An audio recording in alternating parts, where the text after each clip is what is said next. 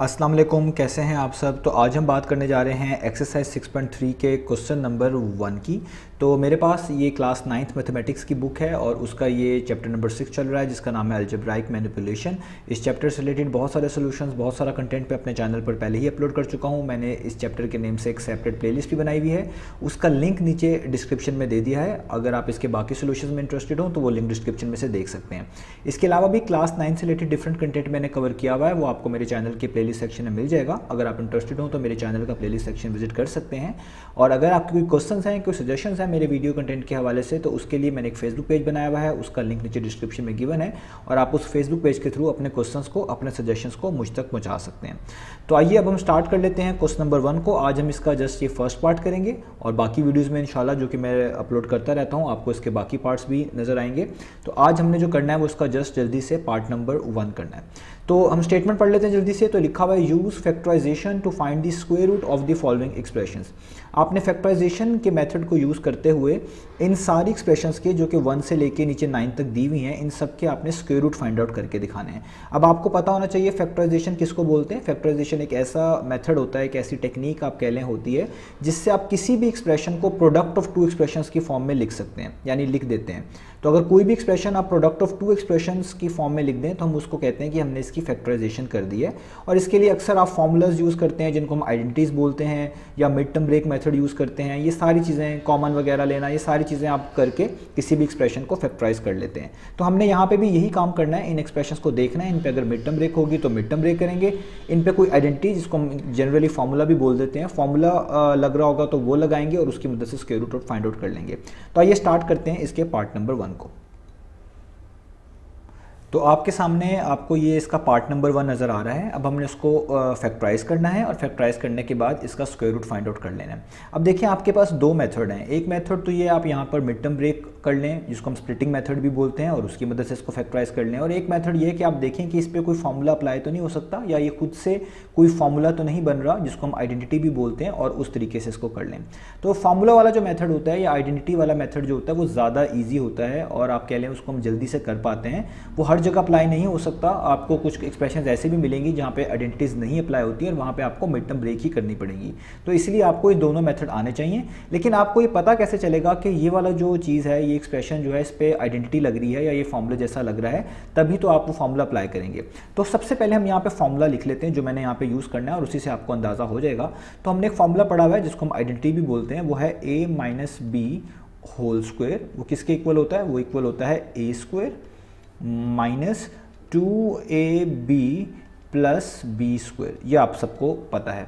आप देखें यहाँ पर ये जो तीन टर्म्स लिखी हुई हैं, a स्क्वायर, 2ab और b स्क्वायर। देखें a स्क्वायर के पीछे कोई साइन नहीं है यानी पॉजिटिव, बी स्क्वायर के पीछे एक साइन है यानी पॉजिटिव, और बीच में सिर्फ माइनस का साइन है, यानी दो टर्म्स पॉजिटिव हैं, पहली और आखिरी वाली, और बीच वाली पॉजिटिव है, और बीच वाली नेगेटिव है। तो इधर भी आप देखें जो आपका क्वेश्चन है उसमें पहली और आखिरी टर्म जो है वो पॉजिटिव है, उनके पीछे पॉजिटिव साइन है, पहले वाले के पीछे कोई साइन नहीं है, इसको पॉजिटिव ही कंसीडर करेंगे, और बीच वाली नेगेटिव है। तो इतना अंदाजा तो होता है कि जो टर्म्स के साइन है वो कुछ ना कुछ इधर से मैच कर रहे हैं, लेकिन ये इनफ नहीं है, हमने बाकी चीज़ें भी कंसिडर करनी है।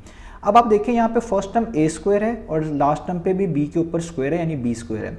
तो आपको भी दो टर्म्स, इनमें से कोई सी भी हो सकती हैं, वो ज़रूरी नहीं हो पहली हो या दूसरी हो, कोई सी भी हो सकती हैं, लेकिन आपको दो टर्म्स ऐसी चाहिए जो a स्क्वायर और b स्क्वायर का रोल प्ले करें। तो अगर आप देखें अपने क्वेश्चन के अंदर, तो जो 4x स्क्वायर लिखा हुआ है इसको मैं ऐसे लिख सकता हूँ 2x और इसके ऊपर होल स्क्वायर। जब आप ऐसे लिखेंगे तो ये एक तरह की a स्क्वायर बन गई, नीचे a, ये पूरा a 2x है और उसके ऊपर स्क्वायर। अब आपने बी स्क्वायर भी बनाना है, लेकिन ऐसा बी स्क्वायर बनाना है जिसके पीछे प्लस का साइन हो। तो बीच वाली टर्म बन नहीं सकती बी स्क्वायर, क्योंकि उसके पीछे एक तो नेगेटिव का साइन है, वैसे भी बड़ा क्लियर है कि 12 को किसी नंबर के स्क्वायर की फॉर्म में नहीं लिखा जा सकता। मतलब कोई नंबर का स्क्वायर करें कि वो 12 मिल जाए, ऐसा नहीं पॉसिबल। लेकिन 9 के साथ पॉसिबल है और उसके पीछे पॉजिटिव साइन भी है, क्योंकि 9y स्क्वायर को आप लिख सकते हैं इस तरीके से प्लस 3y होल स्क्वायर। इससे क्वेश्चन में कोई भी फर्क नहीं पड़ेगा, क्योंकि 3 का स्क्वायर वापस 9 हो जाएगा, y का स्क्वायर y स्क्वायर ही होता है, जिस तरह इधर 2 का स्क्वायर 4 हो जाएगा और x का स्क्वायर x स्क्वायर हो जाएगा। तो देखिए आपने एक तरह का a स्क्वायर और b स्क्वायर बना लिया। अब जस्ट माइनस 2ab बनाना है, तो माइनस का साइन यहाँ पे मौजूद है, आप पहले खुद से लिख लें, 2 भी खुद से लिखें, ए बी का मतलब होता है जो यहाँ पे पहले स्क्वायर के नीचे जो टर्म लिखी होती है वो a होता है। तो यहाँ पे लिखा होगा 2x और ब्रैकेट क्लोज, और b होता है जो दूसरे स्क्वायर के नीचे चीज़ लिखी होती है जो कि है 3y, और आप इस तरह लिख लें और ब्रैकेट क्लोज। अब ये सब करने के बाद जो सबसे इंपॉर्टेंट स्टेप है जो अक्सर स्टूडेंट मिस कर जाते हैं, वो चेक नहीं करते कि इन चीज़ों को जो 2ab आपने लिखा है इसको मल्टीप्लाई करके आपको वापस 12xy मिल भी रहा है कि नहीं। अगर मिल रहा है और ये सारी कंडीशंस जो मैंने आपको शुरू से एक्सप्लेन करी हैं वो फुलफिल हो रही है, तो आपको फॉर्मूला ही लगाना पड़ेगा, वो सबसे बेहतर होगा। और आप इस पर मिड टर्म ब्रेक भी कर सकते हैं, लेकिन फॉर्मूला मैंने आपको बताया ज़्यादा ईजी और ज़्यादा फिजिबल हो जाता है चीज़ें।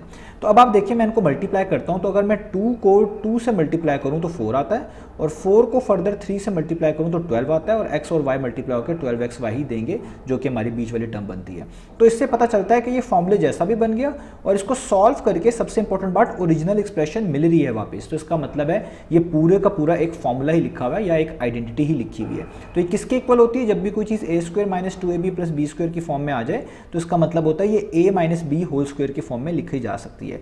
तो आप इसको लिख सकते हैं कि ये इक्वल है a यानी 2x माइनस का साइन जो 2 के पीछे होता है वही साइन यहाँ पे आता है माइनस, और b बोलते हैं जो ये एंड पे स्क्वायर होता है, स्क्वायर के नीचे टर्म लिखी हुई है जो कि है 3y यानी दूसरा वाला स्क्वायर माइनस 3y, और इस पे आप क्या लगा देंगे? Whole square. याद रखिएगा ये वाला फॉर्मूला लाजमी मेंशन कर दीजिएगा इस वाले स्टेप पे, दूसरे वाले पे, या इस पहले वाले स्टेप के आगे, ठीक है, या इसी तरीके से जैसे मैंने मेंशन कर दिया।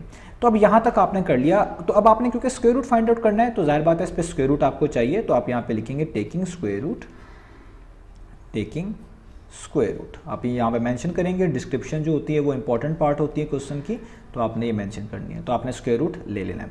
तो स्क्वायर रूट कैसे लेंगे? हम जस्ट स्क्वायर रूट इसके ऊपर लिख देंगे इस तरीके से, और यहाँ पे आपके पास 2x - 3y और उस पर आ जाएगा होल स्क्वायर।